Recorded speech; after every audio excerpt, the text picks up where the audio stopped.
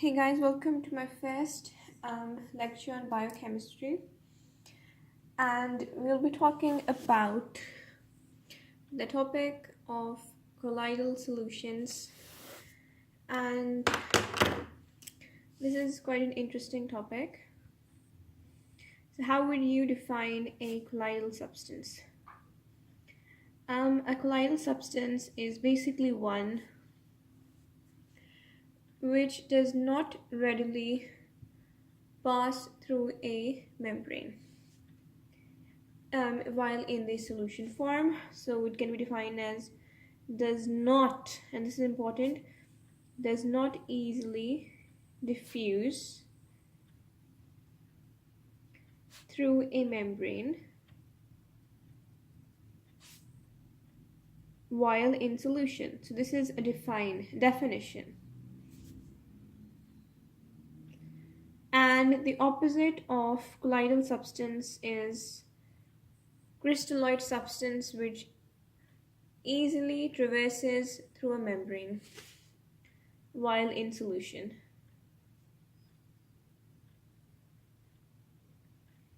Right, so this is basically a colloidal substance, a colloidal solution. So we have talked about true solutions, colloidal substances, and we've also talked about suspensions. And we'll be coming back onto these in a while. So what is the factor that governs the property of a colloidal substance? So obviously it will have certain colloidal properties, but what is that one factor that influences said colloidal properties? But before that, let me tell you what examples of colloidal properties. For example, the boiling point of the colloidal solution, the freezing point of the colloidal solution, the vapor pressure of the colloidal solution, and then we have the osmotic pressure of the colloidal solution. And you need to know what an osmotic pressure is. It's when we have a membrane dividing a particular concentrated solution from pure water, and in such a consideration, it is the osmotic pressure that needs to be applied onto the pure water in order to stop it from diffusing into the concentrated solution. So these are basically certain properties that a colloidal solution may possess. And for different colloidal solutions, even if said colloidal solutions are made up of the same sort of solvent and the same sort of solute, these properties may have certain differences. And what is the property that governs said differences?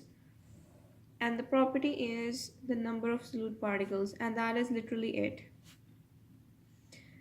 Literally nothing else matters. And you might ask yourself, how can that be the case? So whenever we talk about a colloidal solution, it has two parts to it. Number one, we have a dispersal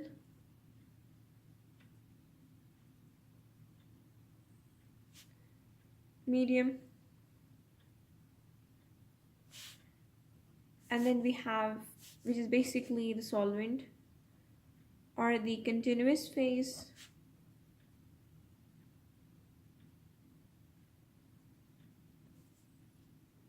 and we also have the dispersal particle,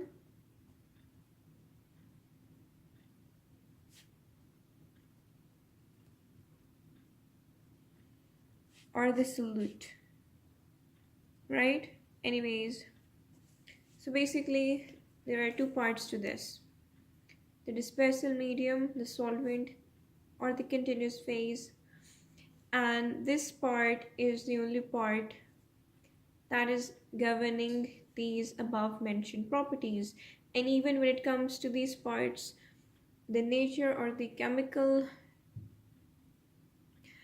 so to speak, the chemical nature or the identity of the solute part does not matter. It doesn't matter if the colloid happens to be protein A or protein B, because the different chemical natures will end up having no effect on these properties. Even for this, it's just the number of solutes or the concentration that matters, nothing else matters, and the dispersal medium has no effect on these properties whatsoever. Whether dispersal medium is water, alcohol, or something else, it will have no effect on these above mentioned properties.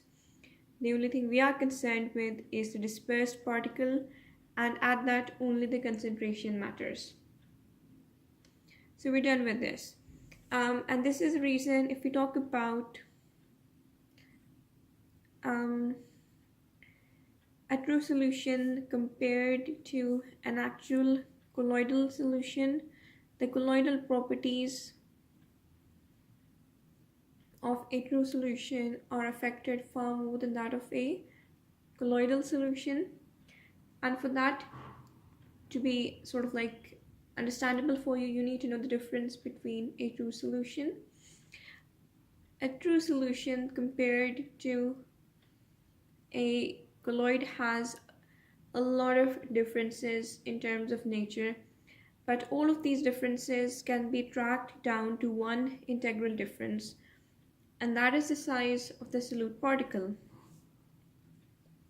For a true solution, the solute particle tends to be smaller than 1 nanometer, whereas for a colloid it can be anywhere from 1 to 500 nanometer according to some sources, right? So if the diameter is different to such an extent, you can understand that the molecular weight will be similarly different. The solute particles of that in a solution form a true solution will be much smaller than the ones that in a liquid will form a colloid. And so for say 1% solution of a colloid compared to 1% solution of a true solution, while the strengths are the same, what is different will be the number of solute particles. Because 1% solution of a true solution compared to that of 1% solution of a colloid will have the same mass in gram of the solute. But because the particles of a true solution are far smaller, that means the molecular mass of a true solution will be much smaller, and that means for the same strength, the number of moles of a true solution will be far greater than that of a colloid solution. And what is the impact all of this has? We will have far more solute particles for the same percentage solution when talking about a true solution. And so these properties for a true solution will be impacted much more. Hopefully this is sort of understandable to you. There is something else, and these are known as suspensions. And thing with suspensions is that they have even larger number of molecules, say greater than 500 nanometer. And so what are the differences in these three because of their different particle sizes? The particles that make up a true solution are invisible even with an electron microscope because they're literally so small. However, for a colloid, you can see them quite easily with an ultra microscope. Whereas the particles that make up a suspension, they are visible with the naked eye. Something else is that for a true solution, for no matter how long you leave it or with how much speed you centrifuge, it will never settle out.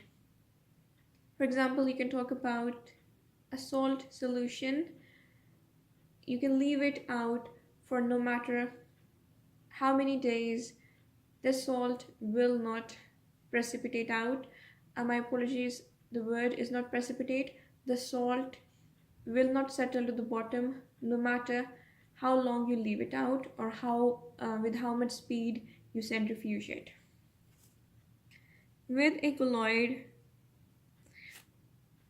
it will not settle spontaneously. What that means is that it will not settle without any sort of external force applied. But if we do apply an external force, and there are multiple ways of doing that, the solute particles can and do indeed settle. And with a suspension, if you leave a suspension for a couple of maybe even a couple of minutes, you will observe settling. The thing with colloid substance is that while it is written that spontaneously, it will not happen. If you do leave it for a long time, you will observe some settling. It will not be complete, but there will be some settling. And it's not quite spontaneous because there will be factors in the environment that will be helping out, but it will appear to happen without any sort of planned external force that you have sort of manipulated or extended. So what sort of special techniques can result in settling in a short amount of time?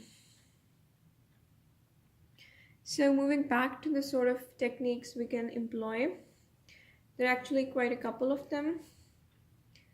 There is ultracentrifugation. In ultracentrifugation, you apply a force that is hundreds of thousands times stronger than the force of gravity, and this results in the solute or the dispersed particles settling to the bottom. There is also something called ultrafiltration, right, in which, as the name suggests, you use a filter. You use a filter and you sort of like let a colloidal solution pass through it. But because the colloid substances are a bit larger than what you are usually used to dealing with, you have to use special filters whose pore sizes are small enough. For example, you can use unglazed porcelain filters. But because this process is quite slow, you can speed it up by applying external pressure. And this process is actually seen to happen in the human body in a couple of places. Ultrafiltration is responsible for the filtration of the contents of the glomerular capillaries into the Bowman's capsule, and it's also responsible for the formation of interstitial fluid at the site of the capillary network, where there is a lot of pressure, a lot of hydrostatic pressure, and we have capillaries that happen to have spaces in between the endothelial cells and a lot of perforations. So it's indeed present and observable in the human body.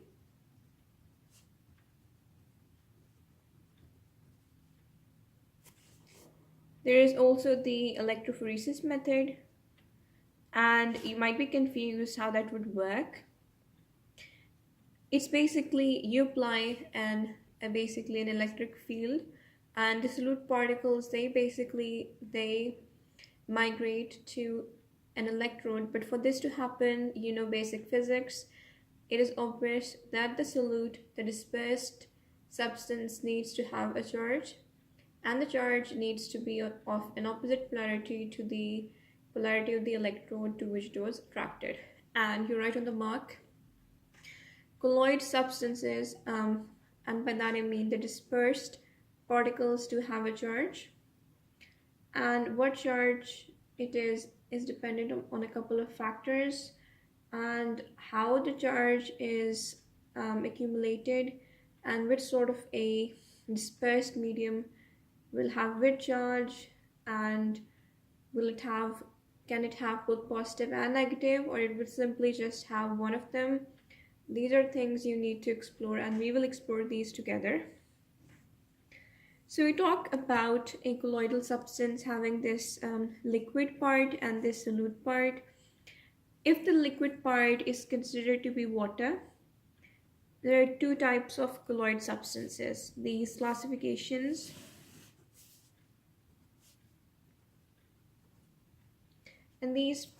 classifications are written really well in this book by Medical Biochemistry by Mushtaq, which is it's kind of a bit irritating, this book, in certain places, but a lot of topics are mentioned here that are not mentioned anywhere else in Lippincott or Harper, etc., etc. And over here, if you sort of like, it's near 26, I guess.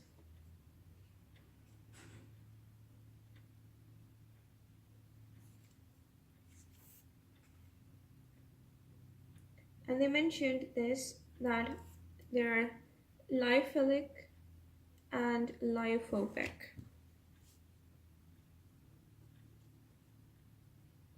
And this is the subgrouping.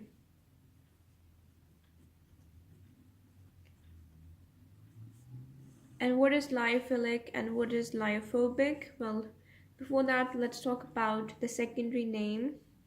Lyophilic are also known as emulsoids, whereas lyophobic are known as suspendoids, and these don't have a lot of importance except they are just secondary names. So what are the differences?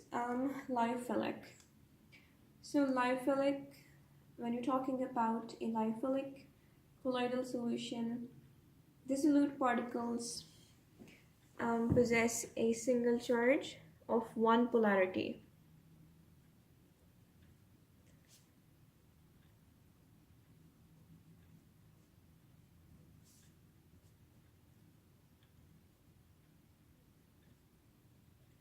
Whereas for lyophobic, they can possess both positive and negative charges simultaneously.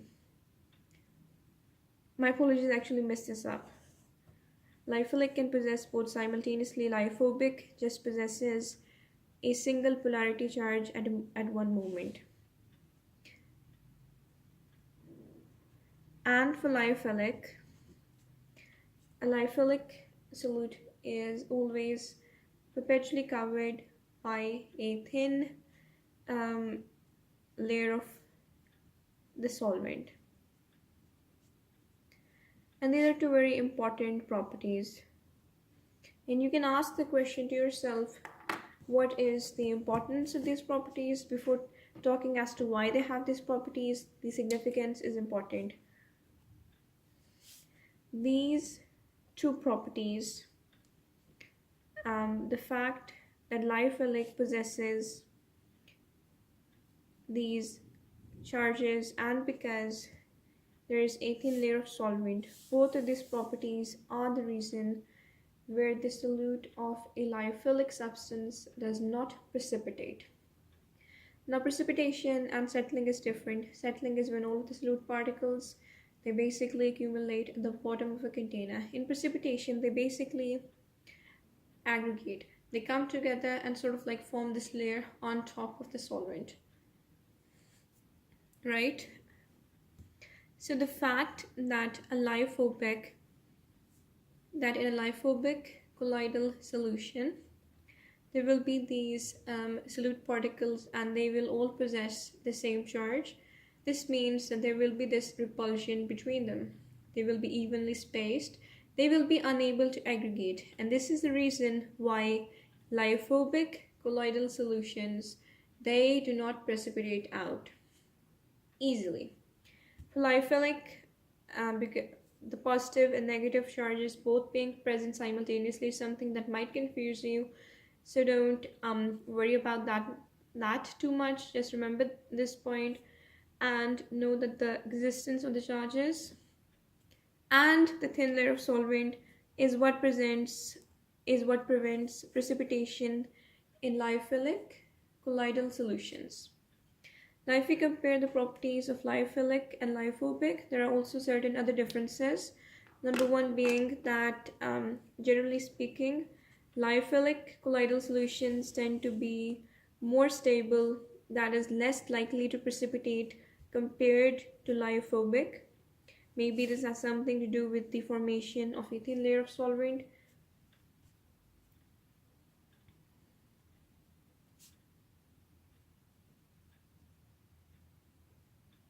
And let's talk about other things, about precipitation, how to introduce precipitation.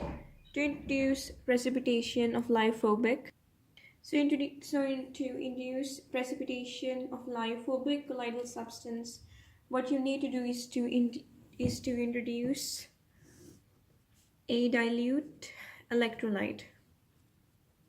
The details are at this point not all that important, except that how this happens is that basically they're likely to sort of like attract the charged particles, but let's not think about this too much. As mentioned previously, the lyophilic colloidal substances are far more stable, so we have to use concentrated electrolytes to induce precipitation.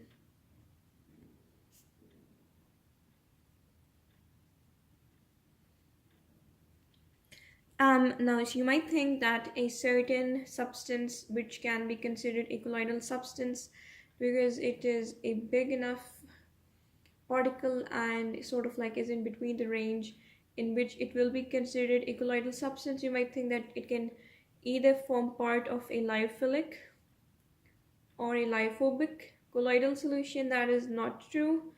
The same solute in different solvents can be lyophilic and in another one can be lyophobic. An example can be gelatin, which is basically a protein which you are well aware of. And another example can be of soap. Now, if we have soap with water, what we basically have is a lyophobic colloidal solution, but if we have soap in alcohol, it is a lyophilic solution. This is a good example of all of this.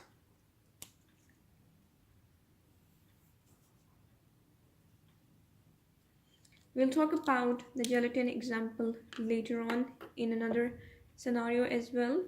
You need to know what gels are and what solutions are. Solution is when the colloidal solution is in liquid state, meaning it is fluid, and gel is when the same colloidal solution is in a semi-solidish state, and the same colloidal solution can exist in both the solution state and in the semi-solid state, depending on what you do to it. Another important thing which I have told you, maybe I failed to tell you, is that the precipitation is different for lyophobic and lyophilic. For lyophobic, when you sort of like precipitate this out, and for lyophilic, when you precipitate it out, the conditions are different as already mentioned, but the nature of the precipitation is also very different, and this is different in terms of reversibility or irreversibility. With lyophilic, it is a reversible process. With lyophobic, it is irreversible.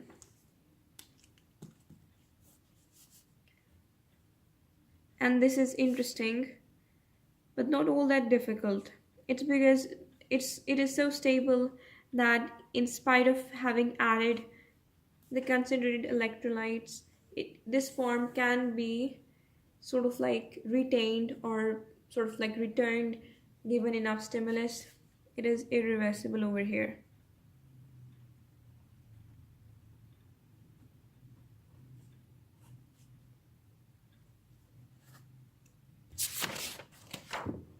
So, as we've talked about a gel and a solution, gelatin is something that can exist in both states.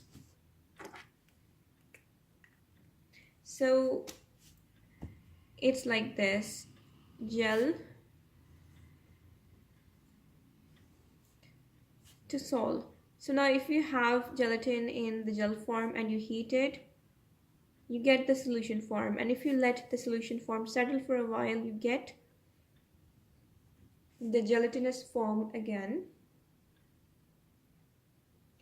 And this is an interesting perspective to have, that it can exist in both of these states.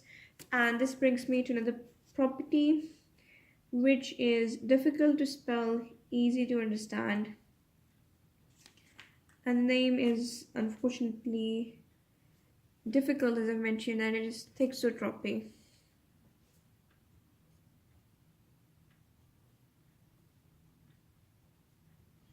And a lot of colloidal substances, they basically exhibit this property. And in this property, what basically happens is that I'll illustrate this with an example. If you have a ketchup bottle and you attempt to sort of like squirt some of the ketchup out, it won't work.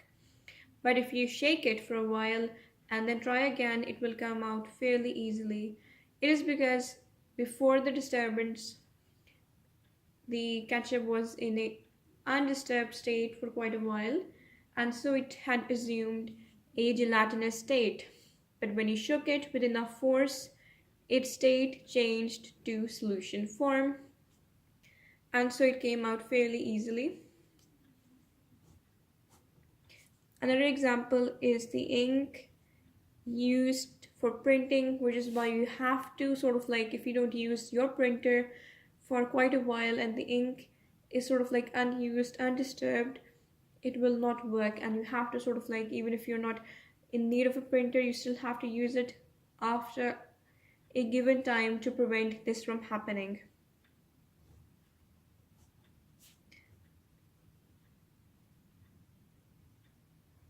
Now, to like better understand how the above thing happens, you have a solution, and when you sort of like let it settle, the properties or the layers of the colloidal substance, they basically form this interconnected network.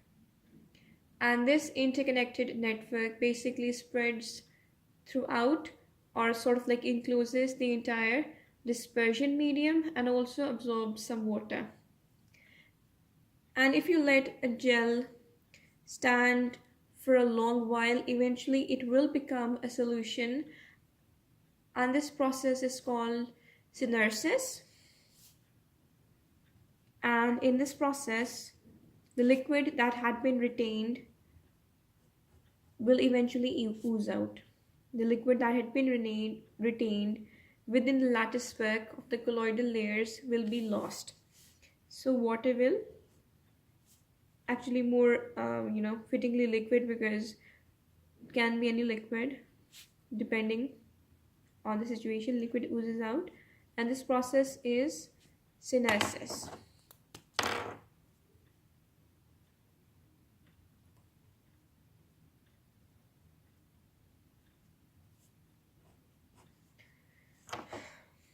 So other properties,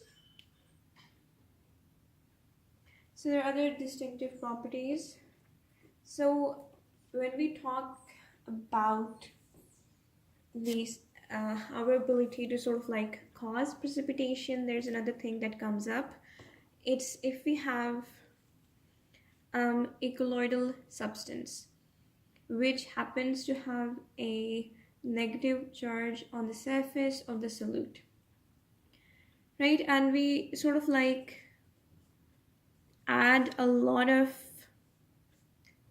positive colloidal substance.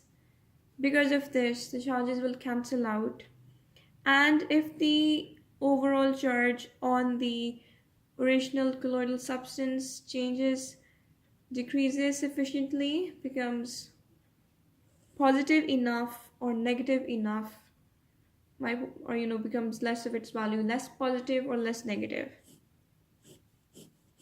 In this case, if it becomes less negative enough and reaches a critical value, it will also precipitate out.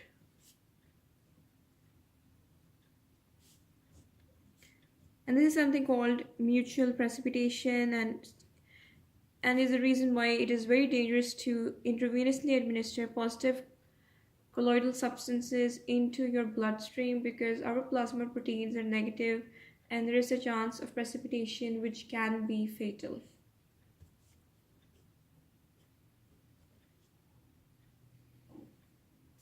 There are two ways of separation. There is dialysis and there is adsorption. We'll come on to these in a jiffy. Now, another property of colloidal substances, owing to the large size of the particles, is the Tyndall effect. Normally, when you pass light through basically a true solution, there is very little change observed, and for good reason. And the reason why there is so little change is because the solution particles are so small that they're unlikely to cause a scattering effect. However, in a colloidal substance, the solution particles are big enough that they cause significant scattering and significant reflection of the light beam, which is why in a colloidal solution you can actually observe a pathway of light, whereas such a pathway cannot be observed in a true solution, and this is known as the Tyndall effect. So these are a couple of really important properties. And as for dialysis, it basically has to do with a membrane. If you have, say, you're sort of like separating NaCl from protein and they're in the same sort of like solution, and you want to separate the protein content, you can basically pass it, and you can have a membrane separating it from water, and the NaCl will diffuse out, the proteins will not. And for adsorption, you basically have to expose it to a surface which will sort of like adhere onto it, and this is actually pretty important, the adsorption. An example can be activated charcoal, example can be protective colloids. And these protective colloids, they basically sort of like prevent adsorption from happening. For example, activated charcoal is one such example. You place it in refrigerators and it sort of like absorbs the bad smells. You can have certain colloidal substances and there will be stuff that will be protecting it. For example, milk